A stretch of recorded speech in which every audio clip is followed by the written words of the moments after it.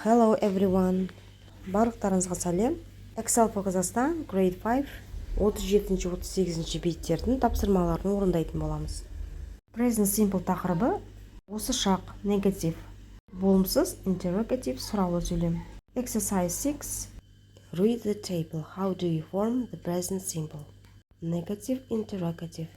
Астында берілген ережені оқып, осы шақтағы болымсыз және сұраулы сөйлемдердің формалары. Negative болымсыз сөйлем. I, you don't like fish. Мен, сен, біз, сіздер, олар дегенде don't қолданылады.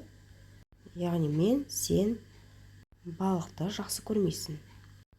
He, she, it doesn't like fish. Үшінші жақтағы есімдіктерге doesn't қолданылады. Ол қызға, ұлға айтылады, оған балық ұнамайды. Interrogative формасы сұраулы сөйлем. Do, I, you like fish? Сұрақ қойған кезде көмекші етістік do, does алдына түседі. Сонда do, I, you like fish? Саған балық ұнайды ма? Маған балық ұнайды ма? Үшінші жақта does he, she, it like fish? Оған балық ұнайды ма? Do we, you, they like fish? Бізге, сендерге, оларға балық ұнайды ма? Short answers. Қысқа жауаптар. Yes, I do. No, I don't. Yes, you do. No, you don't. Иә, маған ұнайды дейтін болсаңыздар, yes, I do. Жоқ, ұнамайды дейтін болсаңыздар, no, I don't. Yes, he, she, it does. No, she, he, it doesn't. Иә, оған ұнайды, оған ұнамайды. Yes, we, you, they do. No, we, you, they don't. Оларға ұнайды, оларға ұнамайды. Деп жауап береміз. Exercise 7. Fill in don't or doesn't. Сөйлемдерге don't немесе doesn't қойып шығамыз. Еске түсірейік, үшінші жақтағы есімдіктерге doesn't қолданылады. Қалған есімдіктерге don't қолданылады. Ануар doesn't like spiders. 2. His brother doesn't play tennis. 3. His parents don't speak French. 4. His sister doesn't get up early. 5. His grandparents don't play computer games. 6. His sister doesn't go to school. Exercise 6. Fill in do, does, don't or doesn't. 8-ші тапсырмада do, does, don't немесе doesn't қойып шығамыз. Сөйлемдерге. 1. Do you like basketball? Yes, I do. 2. Do your parents work? Yes, they do. 3. Does Merritt sleep a lot? No, she doesn't. 4. Do they sing well? No, they don't. 5.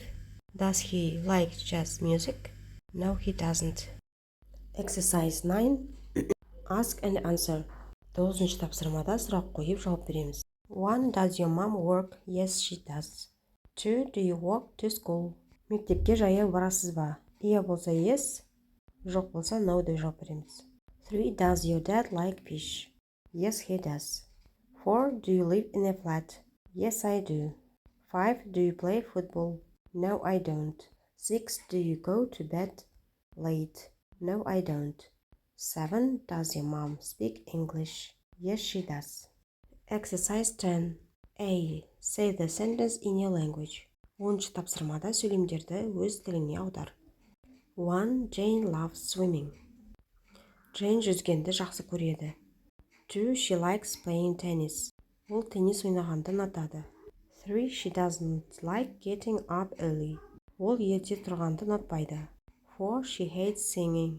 Ол ән айтқанды жек көреді. Exercise 8B. Use these ideas to complete the sentences. B тапсырмасында астында берілген сөздерді пайдаланып, сөйлемдерді толықтырып жазамыз. 1. My best friend likes playing computer games. 2. My best friend hates doing housework. 3. My uncle loves playing golf. 4. He doesn't like making dinner. 5. Our teacher likes getting up early. 6. Our teacher doesn't like watching TV. 7. I love going to the gym. 8. I hate tidying my room. Exercise 11. Writing тапсырмасы. Write a short text about your typical weekday. Read it to the class. Who in your class has got a similar daily routine? 11-ші тапсырмада қысқа мәтін жазамыз. Сіздің күніңіз қалай өтеді? Оны сыныбыңа оқы. Кім сенің сыныбында әдеттегідей күнін өткізеді? I get up early and have breakfast. Then I go to school by bus. I study from 9 o'clock to 3 o'clock. After school, I do my homework and play football. In the evening, I have dinner with my family and go to bed at 9 o'clock. The next one, келесі бет. 38-ші бет, vocabulary qualities of a friend. Exercise 1, listen and repeat. Бірінші тапсырмада тыңдалымды тыңдап қайталаймыз. Fun, көңілді, kind, мейірімді, friendly, досшыл, honest, шыншыл, helpful, көмекшіл адам, loyal, адал тұрақты. Exercise 2, look at Inkar's blog. Entry, what are her best friends like? Listen and read to find out. Екінші тапсырмада Инкардың блогын оқып шығамыз. Мәтінді, оның достары қандай? Тыңдалымды тыңдап оқимыз. Инкардың 5 сағат бұрын жазған жазбасы. Сенің қанша досың бар? Жоқ, мен Фейсбуктағы достарымды айтып тұрған жоқпын. Күнделікті бірге уақыт өткізетін нағыз достарың туралы айтып тұрмын. Менің ең жақын достарым Мадина мен Диана. Сәлем қыздар. Олар көңілді адамдар және біз үшін қызықты нәрселер ойлайды. Олар мейірімді, менің мәселелерімді тыңдайды және әрдайым көмектесуге дайын тұрады. Сенің достарың туралы айтшы, және сенің ойыңша жақсы достықты не жасайды? Нұрсұлтанның 3 сағат бұрын жазған жазбасы. Өте жақсы жазба, Инкар. Менің ең жақын досым Амир. Ол менің көршім және біз мектепте бірге оқимыз. Ол өте досшыл, сондықтан барлығы оны жақсы көреді. Маған бір оның жақсы қасиеті ұнайды. Ол адал және әрдайым шындықты айтады. Біз кейде келіспейміз, бірақ бәрі жақсы. Өйткені біз әрдайым татуласамыз. Нағыз достар келіспес болуы мүмкін, бірақ олар дос болып қалады. Осы нағыз жақсы достық. Дарияның 40 минут бұрын жазған жазбасы.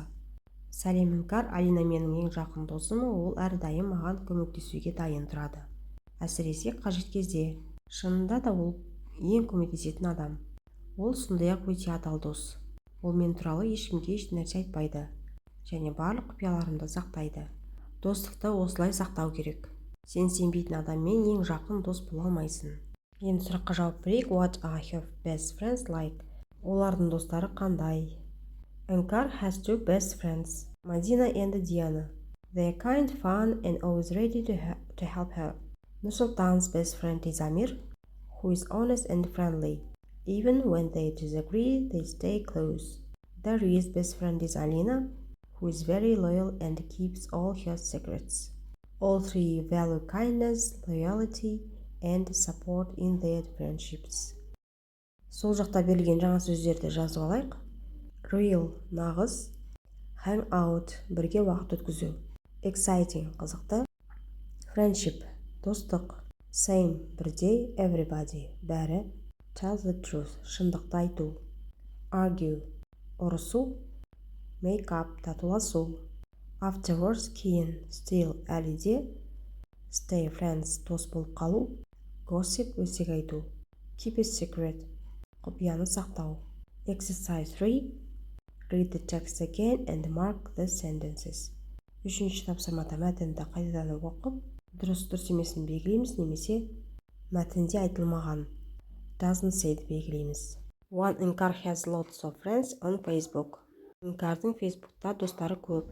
Мәтінде 2 дос бар деп айтылған. True. 2. Inkar doesn't like to share her problems. False. 3. Doesn't say, мәтінде айтылмаған. 4. False. 5. False. 6. True. Осымен сабағымыз аяқталды. The lesson is over.